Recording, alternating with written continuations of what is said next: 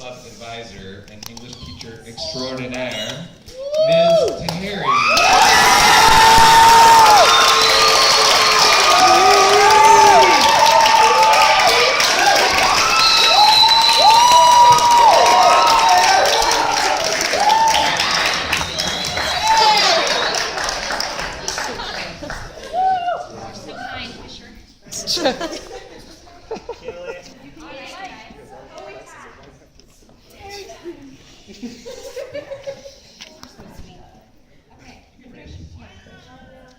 Give yourself a little credit. This is called To All of Those Who Have Written a Poem. I have a confession. I used to write lots of poems. Used to make music flow from pens, could perform concerts on blank paper, could paint an empty air with the vibrant hues of words. I used to write lots of poems.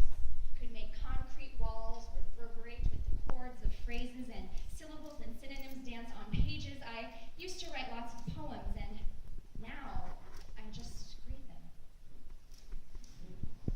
But these poems are not being written in a classroom. You see, this classroom is a hospital, that emergency room, and we perform surgeries with our stories. This classroom is an art studio where we work from 7 to 3, and we coat our canvases with abstract histories. This classroom is a barber shop where students comb through their pasts like hair and present themselves in their shining strands. This funeral home where we slowly burn and turn to tiny particles of ash ready to be scattered across oceans. This classroom is the very air between the notes of music in that orchestra hall, that air that is now stained with permanent treble clefs made of ink. This food bank where we line up all our old haunts on the shelf like cans of soup, hoping that someone will take them home.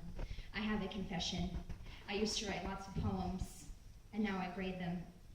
Their poems, your poems, beautiful broken things like piles of glittering glass left behind on a shore. Your poems written with new and noisy fingers that can recount time like watches never could before. Your poems.